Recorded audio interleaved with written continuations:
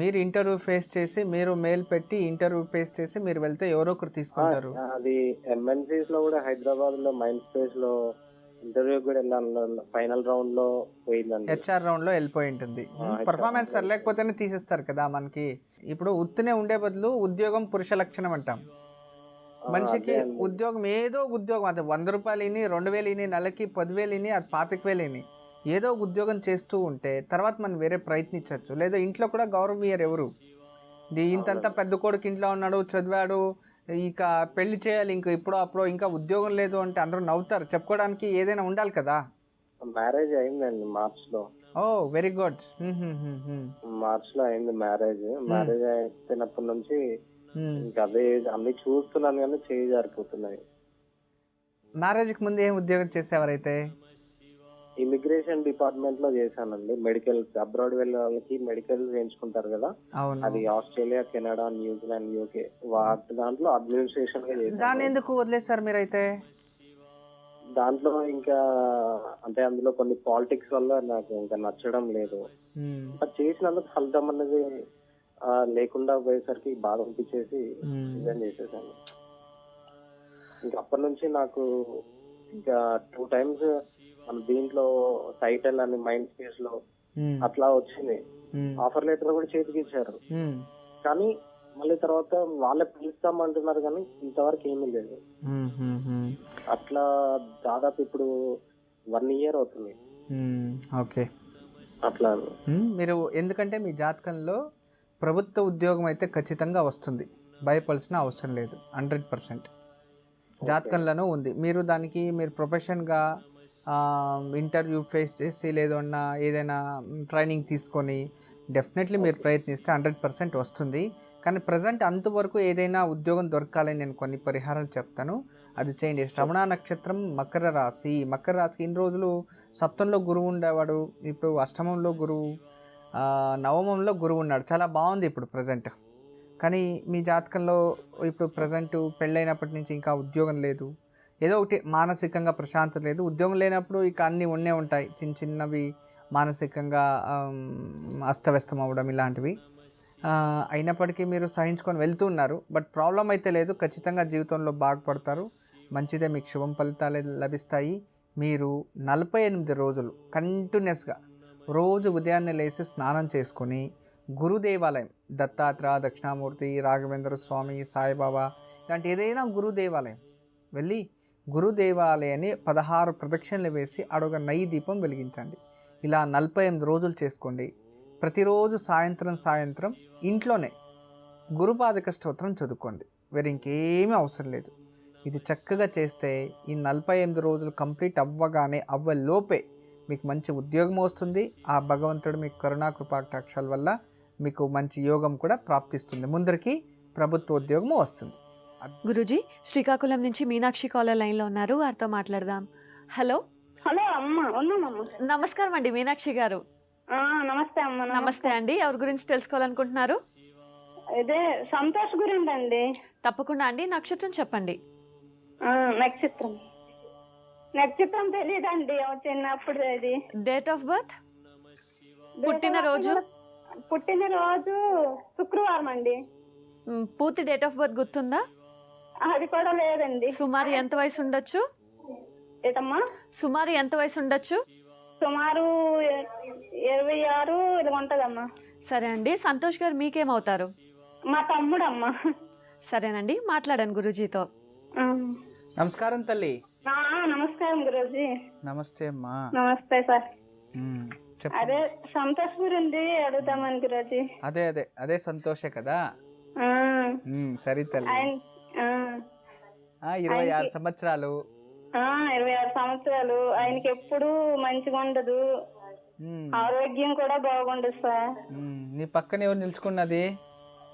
ఏంటి సార్? నీ పక్కన ఎవరో నిల్చుకొని చెవులో ఏదో చెప్తున్నారు కదా, ఎవరమ్మా? ఏం చెప్పట్లేదు. లేదు సార్, ఎవరు లేరు. పక్కల ఎవరో మీకు చెప్పడం నాకు వినబడుతుంది. మాట్లాడుతున్నారు సార్. అదే ఆమె ఎవరు నేను అడుగుతున్నాను. మా బిడ్డనే. మీ పాప? కూతురు. కూతురు. సరే తల్లి.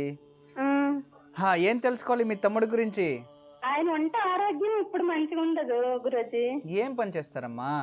ఆయన మమ్మల్ని చదువుకున్నారు ఏదో జాబ్ గురించి గట్రా చూస్తున్నారు కానీ ఎప్పుడు ఏది సెట్ అవ్వడం లేదు.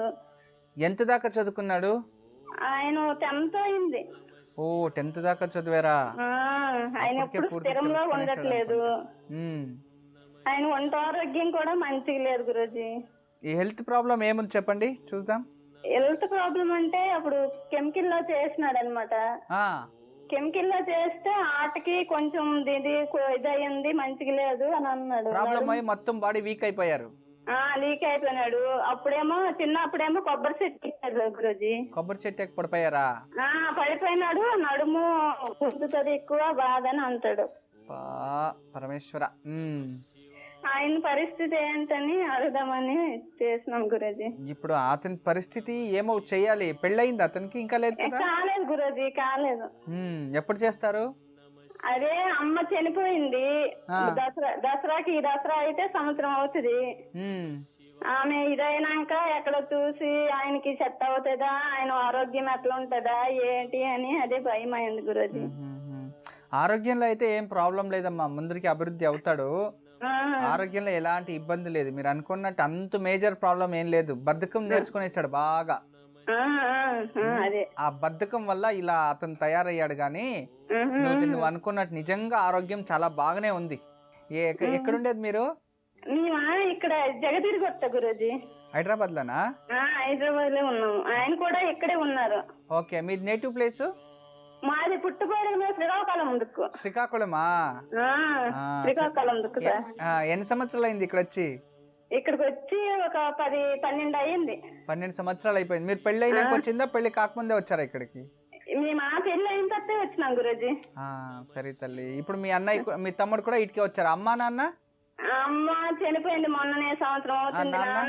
నాన్న ఊర్లో ఉన్నారు గురూజీ. నాన్నని ఎవరు చూసుకుంటున్నారు ఇప్పుడు? నాన్న ఒక్కడే ఉన్నారు. మరి ఎవరు చూసుకుంటారు? ఆయనే ఉన్నారు, ఒక్కడే ఉన్నారు. పాపం అతను ఎలా జీవితం ఇప్పుడు? అక్కడ వ్యవసాయం ఏదైనా ఉందా? వ్యవసాయం ఉంది. ఆయన దీన్ని బట్టి కూలి పెట్టి చేయించుకొని ఆయన ఉన్నాడు అనమాట. ఆయన ఆరోగ్యం దీన్ని బట్టి. సరే తల్లి, మంచిగా ఉంది. సంతోష్ది జాతకం బాగానే ఉంది. కొంచెము బద్ధకం ఎక్కువైపోయి సోంబేరి అయిపోయి. సోంబేరి అంటే తెలుసా? బద్ధకమే. అలా తయారయ్యి ఏ పని పైన ఇంట్రెస్ట్ లేదు. ఇంకేనా చేయాలంటే బిజినెస్ చేయాలి అంటాడు. బిజినెస్ చేస్తే 1 లక్ష 2 లక్షలు సరిపోదు అతనికి. 5 లక్షలు 50 లక్షలు 60 లక్షలు కావాలి ఎక్కువ దీని మీద. అలా ఆలోచిస్తాడు. ఇక చిన్నగా అయితే చేయొచ్చు. ఇప్పుడు మీరు ఇంకోరు ఎవరో సహాయం చేస్తారు చిన్నదైతే, కానీ ఇంట్రెస్ట్ లేదు చిన్నగా చేయడానికి. అది పరిస్థితి. సంతోష్ అంటే అలా ఉన్నాడు ఇప్పుడు పరిస్థితి. మంచోడే, ఇంకా మంచోడే, చెడ్డోడు కాదు.